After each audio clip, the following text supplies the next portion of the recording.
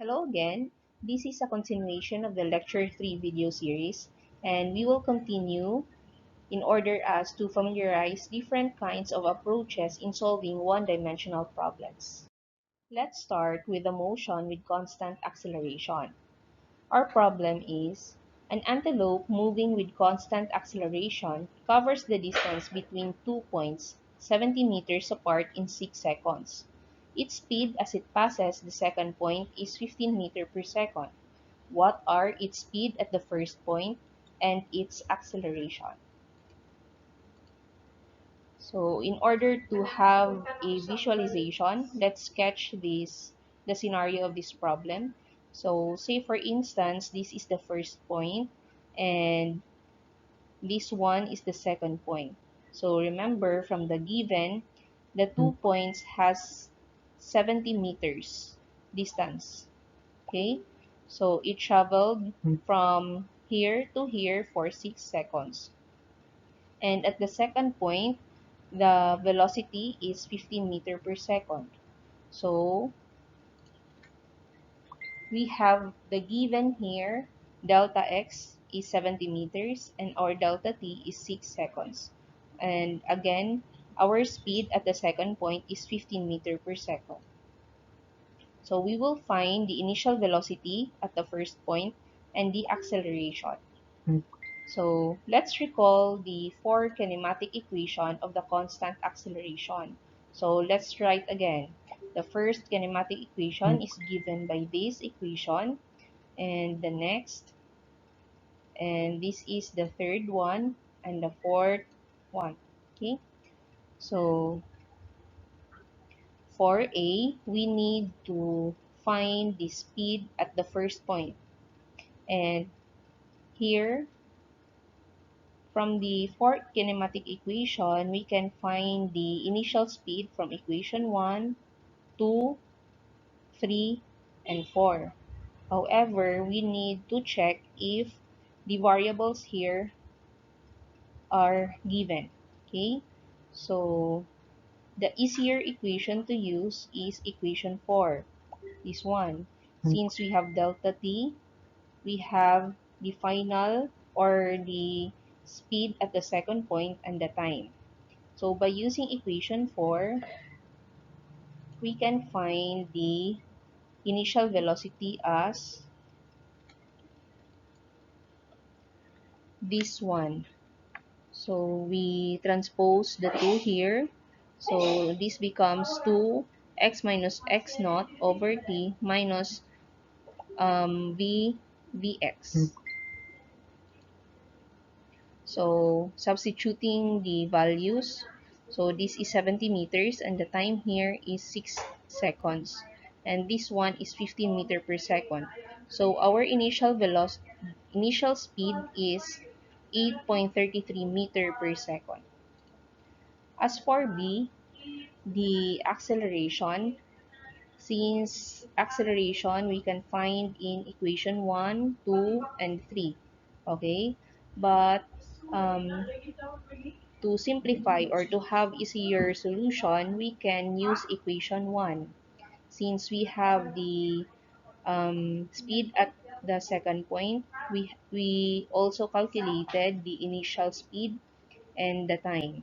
Okay, by using equation 1, our um, acceleration is given by this equation. The speed at the second point minus the speed at the first point over the time. So substituting the values, we can have the acceleration equal to 1.11 meter per second squared. So in conclusion, we can say that the initial speed is less than the speed at the second point. So meaning the antelope speeds up. And also, since we have a positive value of the acceleration, so we can conclude that it accelerates. From the previous slide, we tackle about the motion with constant acceleration that is moving along x. Now, we will deal with motion with constant acceleration that is moving along y, and usually it is called free-falling bodies.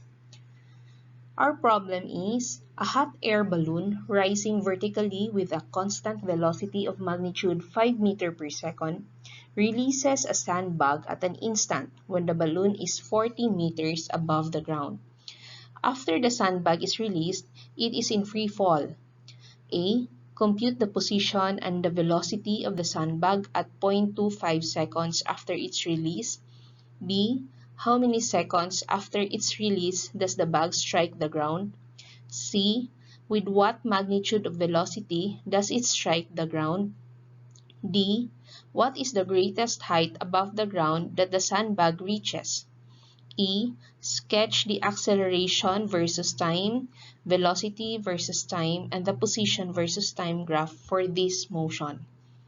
Okay, so for our given, first we take this, the location of the sandbag as our origin, and if we say if this is ground, then the initial position of the sandbag is in the origin, which is located 40 meters above the ground, and this one, since it is going to fall, then the final position of this sandbag is 0, meaning our delta t or change in position is negative 40 meters.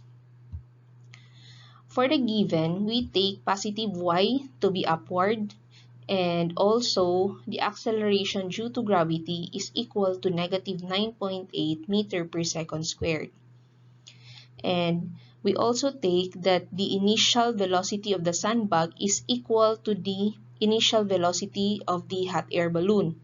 And the initial velocity of the hot air balloon is this one, positive 5 meter per second. And for the maximum height, our velocity becomes 0 because as u reaches the maximum height, it will stop, then it will start to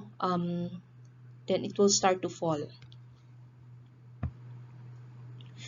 So for the solution, A, we need to find the position and the velocity.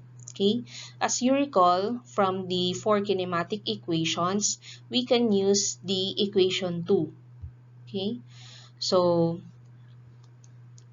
again, we need to compute the position and velocity of the sandbag at time 0.25 seconds.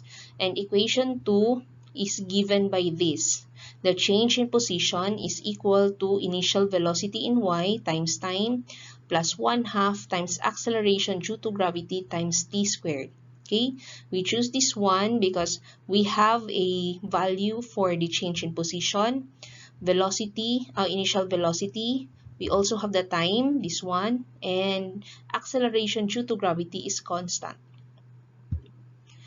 So manipulating the equation, since we need the position at 0.25 seconds, so we transfer this initial position to the right hand side. So our equation is this one. And substituting all the values, our position at time 0.25 seconds is 40.94 meters. Now, solving for the velocity at time 0.25 seconds, we need to use equation 1. And equation 1 is given by the final velocity is equal to initial velocity plus acceleration due to gravity times time. And substituting all these values, our final or the velocity at 0.25 seconds is 2.55 meter per second. Now for letter B, we need to find t as sandbag strikes the ground. And from the four kinematic equations, we can use equation 2 because of this condition. The y here, as you remember, this is 0. So we know that this is the ground and here is the original location of the sandbag. So by using this equation, we are sure that it really strikes the ground. Okay, So substituting all the values, we can have this equation, and if you look this equation, we can say that to solve this one, we need to use the quadratic equation, right?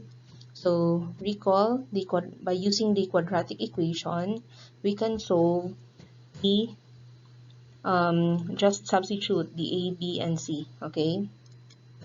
So our t here has two values, but since we do not have negative time, so we need to use the time that is positive, and that is 3.41 seconds. Okay? For letter C, we need to find the velocity at it strikes the ground. And since we already have the time 3.41 seconds, the time where it reaches the ground, so we can use this value. And we can use the equation 1 to find the velocity at it strikes the ground. So substituting the values, initial velocity 5 meter per second plus negative 9.8 meter per second and 3.41 seconds, we can find velocity to be negative 28.418. Okay, so we can say here the negative 28.418 compared to this from the initial velocity, we can say that it becomes more negative, right? So for letter D, we need to know the maximum height. Okay, so as what I have said earlier, when you reach the maximum height, the velocity becomes 0. Okay, so we can use equation 3. Equation 3 is given by this, and this one, the maximum height is y, because we have already the initial velocity. Okay, so y minus y naught is equal to vy squared over v naught y squared over 2ay. So manipulating this and substituting all the values, we can find that the change in position is 1.28 meters. And since the initial position or initial location of our sandbag is at 40 meters, so we can say that the maximum height is 41.28 meters. For letter E, we need to sketch the graph of the acceleration versus time graph. Okay, so here, this is the sketch of the graph. So as you can see, our acceleration is constant at negative 9.8 meter per second squared. Okay, and for the velocity versus time graph, here we can say a diagonal line. Okay, diagonal line for the velocity versus time graph, and it signifies as an accelerated motion. And it also reveals that the object starts with a small velocity and finishes with a large and negative velocity. Okay, meaning the object is moving in the negative direction and is speeding up. For the position versus time graph, we can see a curved line, and this position time graph signifies an accelerated motion, and it also reveals that the object starts with a small velocity, then it hits at the top where your the velocity along y is 0, and since it stops and then it started to fall down with a large velocity and is moving fast and is more negative. Okay, so in conclusion, we can say that the sandbag initially travels upward with decreasing velocity, then moves downward with increasing speed. Thank you so much for listening, and I hope you enjoy and learn something today about our different approaches on how to solve one-dimensional problem. And stay tuned for more lecture video series for this course. Thank you. Bye-bye.